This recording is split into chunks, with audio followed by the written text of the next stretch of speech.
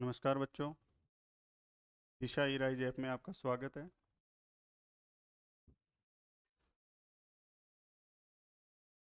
पिछले पार्ट में हमने पादपों में जनन के बारे में पढ़ा था। आज के चैप्टर में हम मानव में प्रजनन के बारे में पढ़ेंगे। पिछला चैप्टर आपको अच्छे से समझ में आया होगा। अगर पिछला पार्ट आपको अच्छे से समझ में आया तो ये पार्ट भी आपको बहुत अच्छे से समझ में आएगा। और उम्मीद करता हूँ कि आपको बढ़िया समझ में आ रहा होगा, अच्छी लैंग्वेज और सुसज्जित नोट्स हैं। और आपसे अनुरोध करता हूँ कि ज़्यादा से ज़्यादा लाइक करें, सब्सक्राइब करें एवं शेयर करें। देखिए बच्चों, ये 10th क्लास का चैप्टर 10 जीवों में जनन या जीव जनन कैसे करते हैं, उसको हम पहला पार्ट पादपों में प्रजनन, जनन की आवश्यकता क्यों होती है इसके बारे में समझाया था। आज हम पढ़ेंगे मानव में प्रजनन। कि मानव में जनन क्रिया किस प्रकार से होती है और कब प्रजनन के लिए परिपक्व होते हैं, इसके बारे में आज हम विस्तार से अध्ययन करेंगे। मानव में लैंगिक जनन होता है। जनन दो प्रकार के आपको बताए थे, लैंगिक जनन, अलैंगिक जनन। अलैंगिक जनन में एकल जनक भाग लेता है और लैंगिक जनन में दो जनक भाग लेते हैं। नर जनक एवं मादा युग्मक, नर युग्मक एवं मादा युग्मक भाग लेते हैं। उच्च वर्ग के जंतुओं में हमेशा लैंगिक जनन पाया जाता है। मानव उच्च वर्ग के जंतुओं में शामिल है। लैंगिक परिपक्वता जीवन का वह काल जब नर में शुक्राणु एवं मादा में अंडाणु एवं अंड कोशिका का निर्माण शुरू हो जाता है। तो किशोरावस्था की इस अवधि को यौवनारंभ कहते हैं। यौवन अवस्था का आरंभ कहते हैं। जब नर में शुक्राणु बनने लग जाएं एवं मादा में अंडाणु बनने लग जाएं तो ये माना जाता है कि यौवन अवस्था का आरंभ हो चुका है। यौवनारंभ पर शरीर में होने वाले परिवर्तन। जब यौवनावस्था प्रारंभ होती है, यौवनारंभ प्रारंभ होता है, तब शरीर में विभिन्न प्रकार के परिवर्तन होते हैं। बाहरी परिवर्तन एवं आंतरिक परिवर्तन। बाहरी परिवर्तन के बारे में हम यहाँ चर्चा कर रहे हैं कि क्या क्या परिवर्तन होते हैं। जैसे किशोरों के एक समान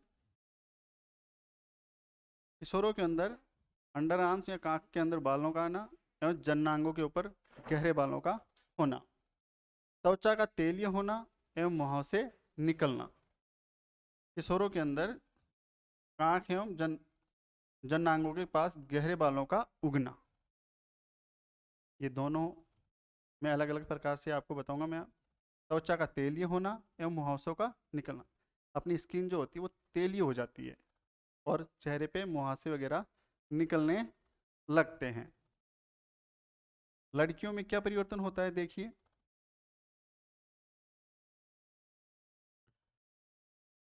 स्तनों के आकार में वृद्धि होने लगती है और रजोधर्म होने लगता है। 12-13 साल की जब लड़कियां होती हैं उनमें रजोधर्म होने लगता है, जिसे रजोदर्शन कहते हैं। लड़कों में चेहरे पर दाढ़ी मूछ का निकलना। जब यौवनावस्था का आरंभ होता है तो लड़कों के अंदर चेहरे पर दाढ़ी मूछ आने लग जाती है। आवाज का भारी होना। ये परिवर्तन संकेत देते हैं कि लैंगिक परिपक्वता आ रही है और ये एक निश्चित आयु के बाद ही ऐसा होता है। अपवाद स्वरूप तो कुछ हो जाता है ऐसा कि यौवनारंभ से पहले भी दाढ़ी मूछ आने लग जाती हैं, लेकिन एक निश्चित एज होती है कि लड़कियों में 12 से 14 साल की उम्र के अंदर एवं लड़कों में 20-21 साल की उम्र के अंदर ये यौनावस्था प्रारंभ होती है, 18 से 20 साल के। नर जनन तंत्र। मनुष्य में जो जनन तंत्र होता है उसमें वर्षण, एक जोड़ी वर्षण होते हैं जिसमें शुक्राणुओं का निर्माण होता है और इन शुक्राणुओं को शुक्रवाही नलिकाओं द्वारा ले जाया जाता है मूत्र मार्ग तक। वर्षण उदर गुहा के बाहर वर्षण कोश में उपस्थित होते हैं। उदर गुहा के नीचे वर्षण कोश में उपस्थित होते हैं। वर्षण कोश का तापमान सामान्यतः कम होता है, तुलनात्मक रूप से कम होता है, जो शुक्राणु बनाने के लिए आवश्यक होता है, जो शुक्राणु बनाने के लिए आवश्यक होता है। नर युग्मक शुक्राणु यहाँ पर बनते हैं। जो शुक्राणु होते हैं वो नर युग्मक होते हैं, जो कहाँ बनते हैं? वर्षण में बनते हैं। वर्षण ग्रंथि टेस्टोस्टेरोन हार्मोन उत्पन्न करती है। वर्षण से टेस्टोस्टेरोन हार्मोन होते हैं। वर्षण को इंग्लिश में टेस्टिस बोलते हैं और इससे निकलने वाले हार्मोन को टेस्टोस्टेरोन हार्मोन कहते हैं, जो नर युग्मक होते हैं शुक्राणु।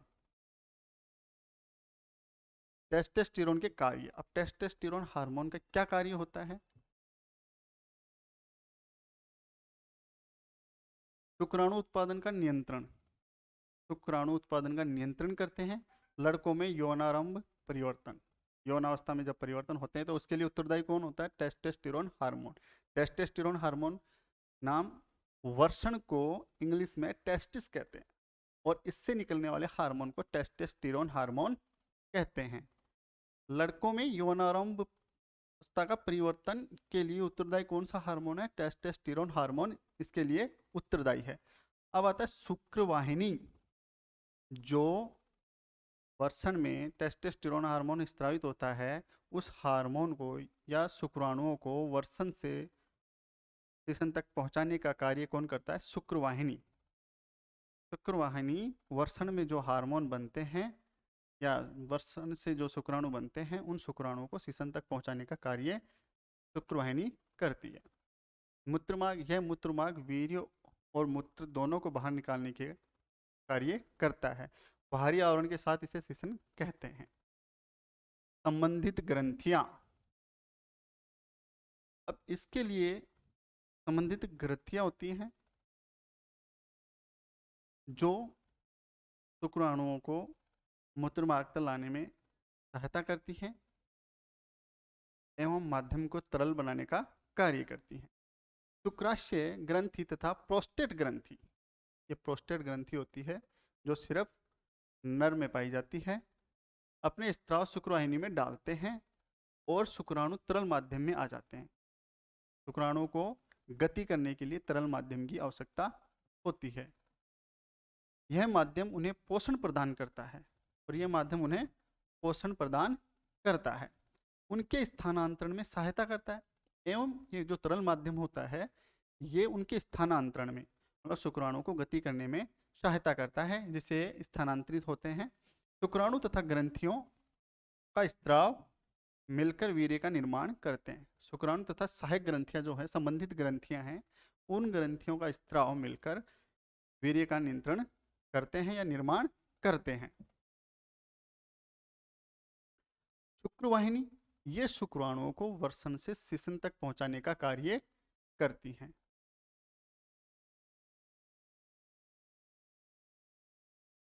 ये शुक्राणुओं को वर्षण से शिशन तक पहुंचाने का कार्य करती हैं। मूत्रमार्ग या मूत्र और वीर्य दोनों के बाहर जाने का मार्ग है।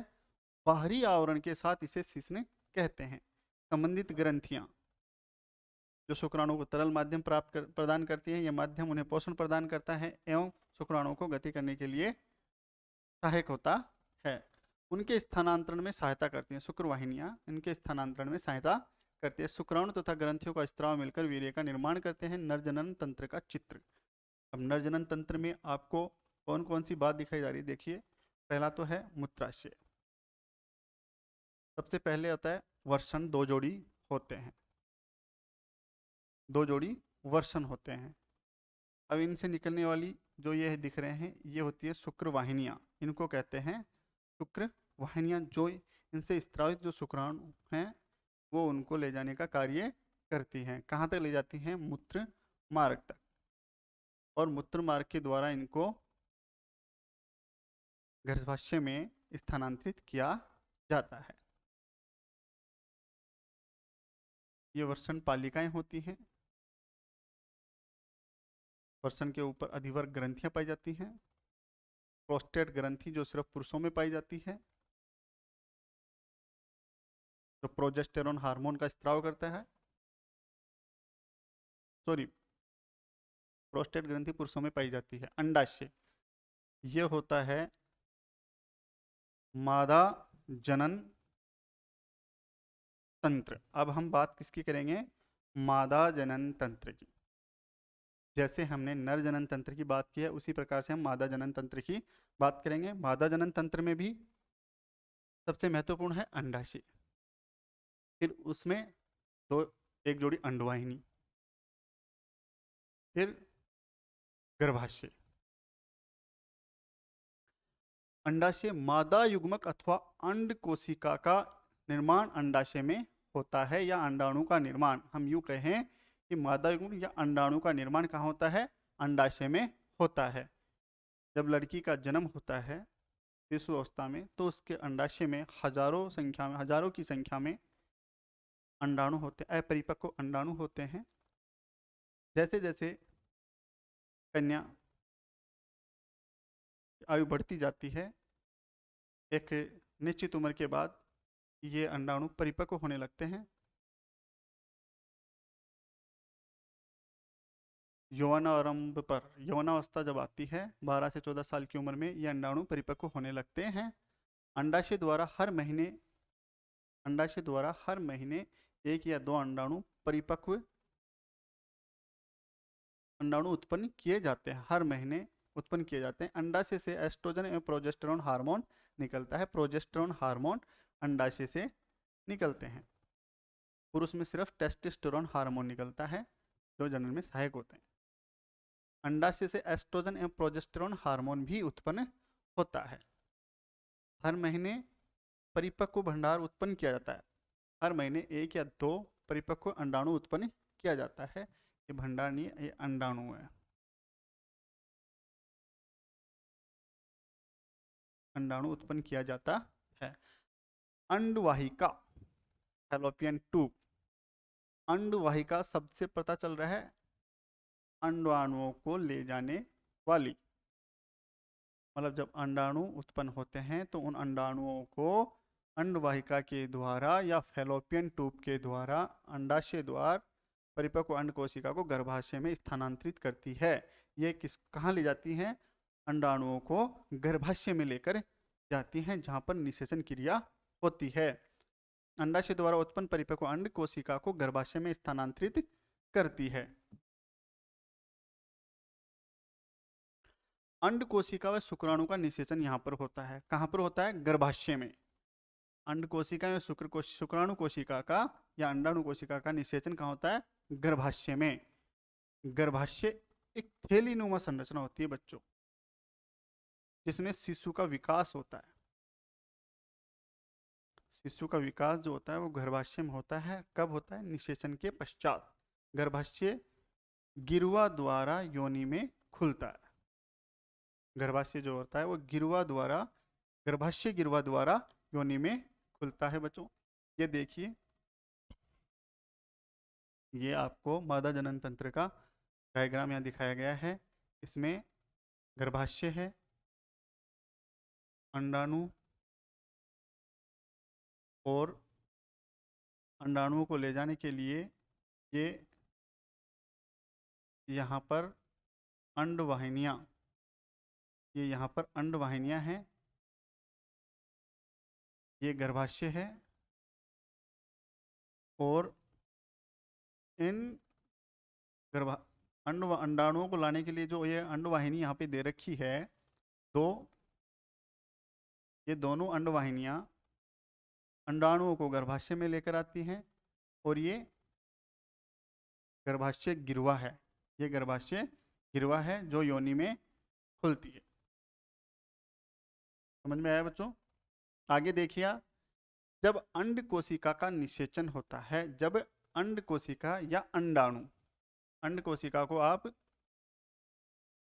अंडाणु भी कह सकते हैं, निषेचित अंड युग्मनज कहलाता है। जब अंडाणु निषेचित हो जाता है तो युग्मनज कहलाता है। पहले अंड युग्मक, नर युग्मक, जो नर से निकलने वाले शुक्राणु होते हैं वो नर युग्मक कहलाते हैं, और मादा से निकलने वाले अंडाणु जो होते हैं मादा युग्मक कहलाते हैं। लेकिन जब अंडाणु निषेचित हो जाता है शुक्राणु के द्वारा, उसका विभेदन कर लिया जाता है, तो उसको कहते हैं युग्मनज, जो गर्भाशय में रोपित होता है। जो कहाँ पर रोपित होता है? गर्भाशय में। और जब युग्मनज के अंदर विभेदन होता है तब वो जाके भ्रूण में परिवर्तित हो जाता है। गर्भाशय में रोपण के पश्चात युग्मनज में विभाजन होता है, वह विभेदन होता है, जिससे वह भ्रूण का निर्माण होता है। जिससे किसका निर्माण होता है? वहां पर भ्रूण का निर्माण होता है। और भ्रूण एक शिशु की प्रारंभिक स्टेज होती है शिशु बनने का। प्लेसेंटा, यह तस्त्रीनुमा संरचना, गोल चपटी तस्त्रीनुमा संरचना होती है प्लेसेंटा, जो गर्भाशय की दीवार पर प्रत्यारोपित होती है। जो गर्भाशय का दीवार होता है उस पर प्रत्यारोपित होती है। प्लेसेंटा जो होती है वो गर्भाशय की दीवारों पर प्रत्यारोपित होती है। और संरचना कैसी होती है इसकी? तस्त्रीनुमा, गोल और चपटी, जो गर्भनाल के जरिए शिशु से जुड़ा होता है। जो गर्भनाल के द्वारा शिशु से जुड़ा होता है, यह बहुत महत्वपूर्ण है, जिसके द्वारा शिशु का पोषण होता रहता है। इसके द्वारा शिशु का पोषण होता रहता है। जब बच्चा 9 महीने तक अपनी माँ के पेट में रहता है तब ये गर्भनाल के जरिए ही गर्भनाल के जरिए ही बच्चे का पोषण होता रहता है। इसके निम्न कार्य हैं। किसके? प्लेसेंटा के निम्न कार्य हैं। प्लेसेंटा के निम्न कार्य क्या क्या हैं? माँ के रक्त से ग्लूकोज, ऑक्सीजन आदि भ्रूण को प्रदान करता है। माँ जो खाती है उसके द्वारा ही बच्चे का भरण पोषण होता है। 9 महीने तक माँ के रक्त से क्या निकलती है? ग्लूकोज, ऑक्सीजन आदि के द्वारा बच्चे का भरण पोषण होता है। तभी कहते हैं कि जब प्रेग्नेंट लेडीज होती है उसको खाने पीने का स्पेशल ध्यान रखना चाहिए, क्योंकि उसका पूरा असर बच्चे पर होता है। अगर अभी इसी चैप्टर में आगे है स्वास्थ्य, जनन स्वास्थ्य, उसमें हम बात करेंगे इस चीज़ की। माँ के रक्त से ग्लूकोज, ऑक्सीजन आदि भ्रूण को प्रदान करता है। दूसरा है भ्रूण द्वारा उत्पादित अपशिष्ट, जो 9 महीने के दौरान बच्चे की जो भ्रूण होता है उसके द्वारा जो अपशिष्ट पदार्थ होता है उसका निपटान भी किसके द्वारा किया जाता है? प्लेसेंटा के द्वारा किया जाता है। अंड कोशिका की निषेचन से लेकर शिशु के जन्म तक के समय को जब अंड कोशिका का निषेचन होता है और वो गर्भाशय में रोपित होता है, और उसका जो 9 महीने से लेकर और बच्चे का जो जन्म होता है 9 महीने तक का जो पीरियड होता है, जो टाइम होता है, उस टाइम को क्या कहते हैं? गर्भकाल। उस टाइम को क्या कहते हैं? गर्भकाल। मानव के अंदर ये गर्भकाल कितने महीने का होता है? 9 महीने का। अलग अलग जंतुओं में ये अलग अलग होता है, लेकिन मानव में ये 9 महीने का होता है। गर्भकाल किसे कहते हैं बच्चों? आप कह दोगे कि जब अंडा निषेचित होता है वहां से लेकर और बच्चे के जन्म तक का जो टाइम होता है उसे गर्भकाल कहते हैं।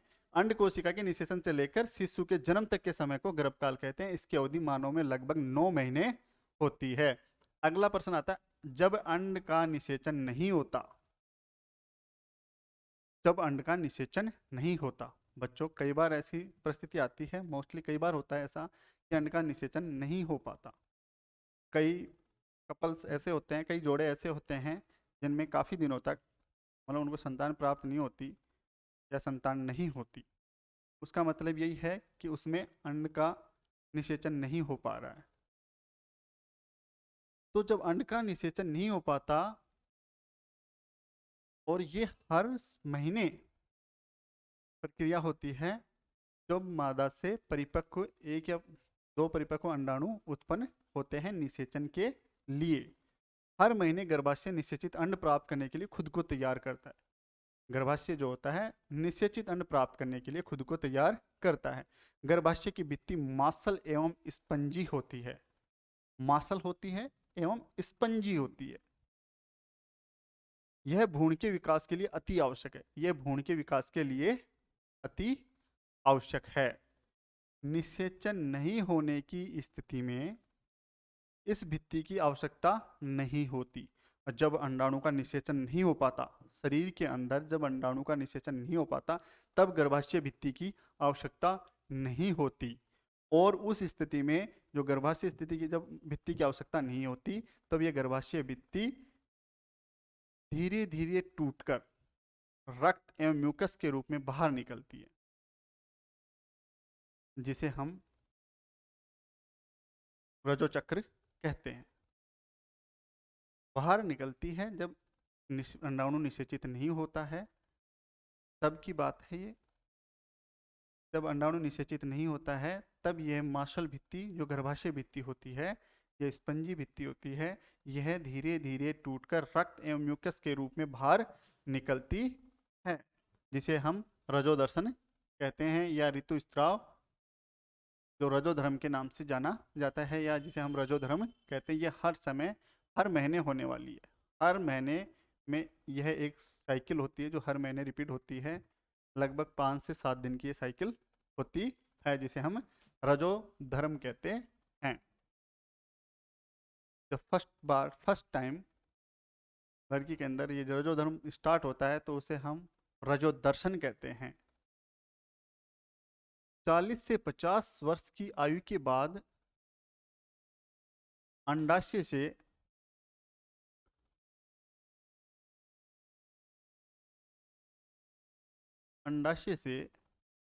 अंड का उत्पन्न होना बंद हो जाता है। 40 से 50 साल की आयु के बाद, ये एक सीमा होती है, एक एज होती है। उस एज के बाद मादा में अंडाणु बनना बंद हो जाता है। और वो एज कितनी है? 40 से 50 वर्ष। किसी में 40, किसी में 45, 50 वर्ष की आयु के बाद अंडाणु का उत्पन्न होना बंद हो जाता है। फलस्वरूप रजोधर्म बंद हो जाता है, जिसे रजोनिवर्ती कहते हैं। जब रजोधर्म बंद होता है, उसे रजोनिवर्ती कहते हैं। और जब रजोधर्म शुरू हुआ था, उसे रजोदर्शन कहते हैं। प्रारंभ रजोदर्शन कहलाता है। इसका प्रारंभ, रजोधर्म का प्रारंभ रजोदर्शन कहलाता है। जनन स्वास्थ्य, जनन क्रिया के दौरान, जब 9 महीने का जो टाइम होता है, उस दौरान जनन स्वास्थ्य का बहुत ही सही तरीके से ध्यान रखना चाहिए। उस दौरान जनन स्वास्थ्य से तात्पर्य जनन से संबंध सभी आयाम, जैसे व्यवहारिक,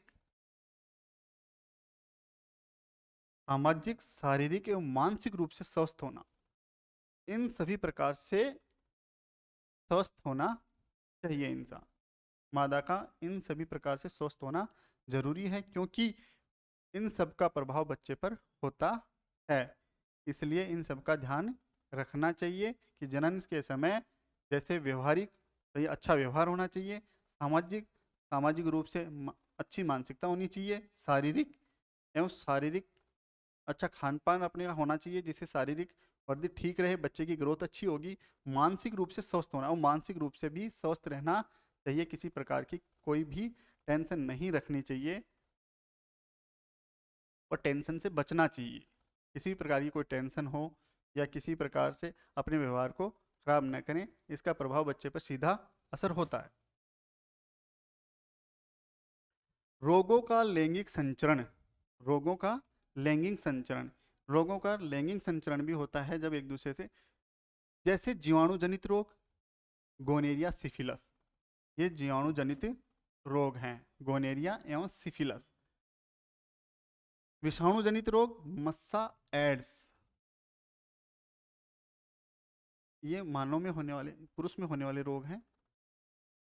एड्स, निरोध के उपाय से इन रोगों का संचरण कुछ सीमा तक रोकना संभव है। अगर हम निरोध या कंडोम का उपयोग करेंगे, तो इन रोगों से हमें बचने में काफी हद तक सहायता मिलेगी। गर्भरोधन के प्रकार,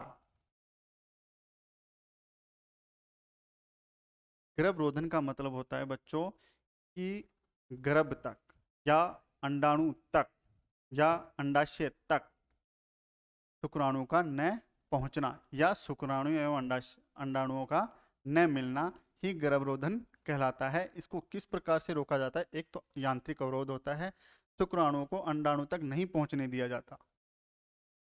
उदाहरण, निरोध, कंडोम, योनि में रखे जाने वाले सर्वाइकल कैप। अगर इन संसाधन का उपयोग करता है मानव, तो शुक्राणु को अंडाणु तक नहीं पहुंचाने दिया जाता है, जिससे गर्भ धारण नहीं होता।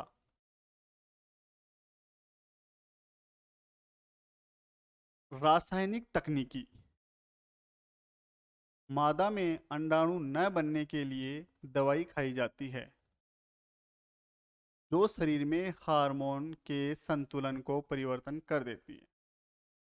रासायनिक तकनीकी, इसके द्वारा देखो दवाइयाँ खाई जाती हैं। इस तकनीक के द्वारा दवाइयाँ खाई जाती हैं, गर्भ निरोधक गोलियाँ जो होती हैं वो खाई जाती हैं, जिनका कुछ टाइमिंग होता है कि इतनी सीमा तक ये असर करती हैं, उसके पश्चात ये असर नहीं करती। इनका हानिकारक प्रभाव भी हो सकता है, साइड इफेक्ट भी हो सकता है, इसलिए इन चीज़ों से बचना चाहिए, जो शरीर में हार्मोन के संतुलन को परिवर्तन कर देती है, जो शरीर में हार्मोन के संतुलन को परिवर्तन कर देती है। इसलिए इन दवाइयों का उपयोग कम करना चाहिए। इनके विपरीत प्रभाव भी हो सकते हैं। अगर ये दवाइयाँ लेंगे, रासायनिक तकनीकी हैं, तो इनके द्वारा शरीर के अंदर विपरीत प्रभाव भी हो सकते हैं। कि एक आता है IUCD, ये एक तकनीकी है। इस तकनीक के द्वारा मादा की योनि में या गर्भाशय में की कॉपर टी या लूप को गर्भाशय में स्थापित कर, जिससे गर्भ धारण को रोका जाता है। ये इनकी भी एक निश्चित टाइम होता है, उस टाइम के पश्चात ये कार्य नहीं करते और इनका भी साइड इफेक्ट हो सकता है। शल्य क्रिया या तकनीकी। शल्य क्रिया के द्वारा भी मादा युग्मक एवं नर युग्मक को मिलने से रोका जा सकता है, जिससे गर्भ धारण न हो। इस क्रिया के अंदर क्या होता है बच्चों कि नसबंदी होती है इस क्रिया में, जैसे मादा की भी नसबंदी होती है और नर की भी नसबंदी होती है। नर की नसबंदी में शुक्र वाहिकाओं को डिस्कनेक्ट कर दिया जाता है, उनको अवरुद्ध कर दिया जाता है। इसी प्रकार से मादा में भी अंडवाहिनियों को, जो अंडाणुओं को अंडाशय से गर्भाशय तक लेकर आती हैं, उनको शल्य क्रिया के द्वारा या सर्जरी के द्वारा डिस्कनेक्ट कर दिया जाता है, अवरुद्ध कर दिया जाता है, जिससे गर्भ धारण को रोका जा सकता है। ट्यूबेक्टोमी, महिलाओं में अंडवाहिनी को अवरुद्ध कर अंडाणु के स्थानांतरण को रोकना, इसको ट्यूबेक्टोमी कहते हैं, जिसमें महिलाओं में अंडवाहिनी को अवरुद्ध कर अंडाणु के स्थानांतरण को रोकना, ये नसबंदी है, मादा के अंदर नसबंदी है। ट्यूबेक्टोमी का मतलब होता है नसबंदी। इसी प्रकार से नसबंदी पुरुषों में शुक्र वाहिका को काटकर शुक्राणुओं के स्थानांतरण को रोक दिया जाता है। इस शुक्राणुओं के स्थानांतरण को रोकना ही क्या कहलाता है? नसबंदी कहलाता है। मादा में अंडाणु के स्थानांतरण को रोकना ही मादा नसबंदी कहलाती है। देखिए बच्चों, इस चैप्टर के अंदर जो चीज लास्ट में एक संदेश है आपके, ये भ्रूण हत्या, जो एक बहुत ही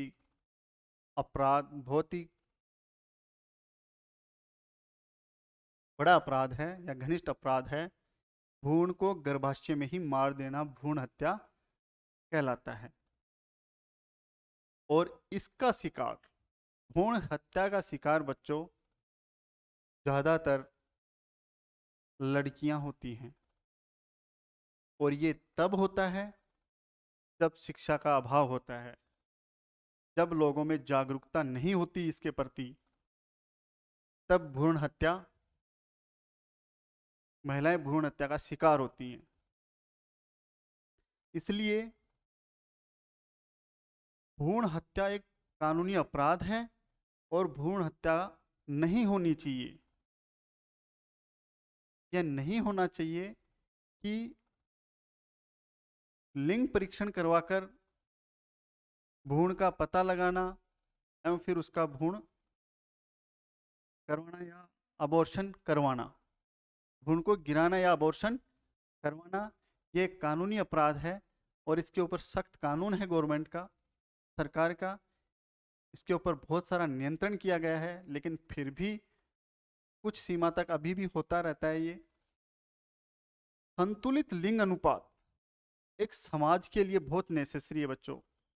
अगर संतुलित लिंग अनुपात नहीं रहा तो ये समाज के लिए एक दुविधा है। इसके अंदर लड़कियों की संख्या घटती जाएगी और लड़कों की संख्या बढ़ती जाएगी। इस पर अंकुश लगाना बहुत जरूरी है। और एक बात मैं आपको बताना चाहूंगा कि लड़का और लड़की,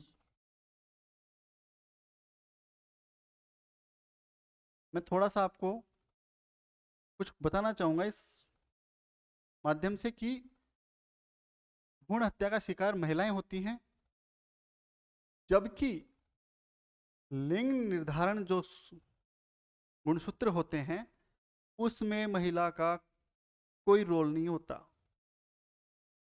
कि होने वाला संतति लड़का होगा या लड़की। लिंग निर्धारण गुणसूत्र हमेशा XY होते हैं जो पुरुष में पाए जाते हैं। लिंग निर्धारण गुणसूत्र XY होते हैं जो हमेशा पुरुष में पाए जाते हैं। लड़की में हमेशा XX या मादा में हमेशा XX गुणसूत्र पाया जाता है।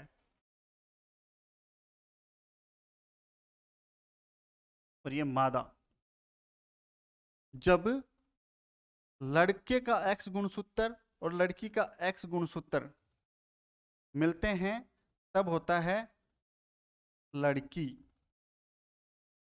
और जब लड़के का Y गुणसूत्र और लड़की का X गुणसूत्र मिलता है तो XY, तब होती है लड़का। तो अब इसमें देखिए, लिंग निर्धारण गुणसूत्र हमेशा XY होता है जो नर में पाया जाता है। इसलिए महिलाओं को इसके लिए प्रताड़ित न करें कि लड़की लड़की होती है तो उसमें महिला का कोई दोष नहीं होता है। हमें भ्रूण हत्या पर रोक लगानी चाहिए, इसको बिल्कुल पाबंद करना चाहिए और इसके प्रति सख्ताई से कदम होने चाहिए। सरकार ने इसके लिए बहुत सख्ताई कर रखी है, लेकिन फिर भी कुछ सुधार और बाकी है। ये इसलिए इम्पोर्टेंट है कि ये हर समाज के लिए जरूरी है कि एक संतुलित लिंग अनुपात होता है तो प्रत्येक देश के लिए जरूरी है। यह तभी संभव होगा जब लोगों में जागरूकता फैलाई जाएगी तथा भ्रूण लिंग निर्धारण जैसी घटनाओं को पर अंकुश लगाया जाए। इन घटनाओं पे बिल्कुल अंकुश लगाना चाहिए, तभी एक अच्छे समाज की स्थापना होगी। मैं आशा करता हूँ बच्चों कि आज आपको ये चैप्टर अच्छे से समझ में आया होगा।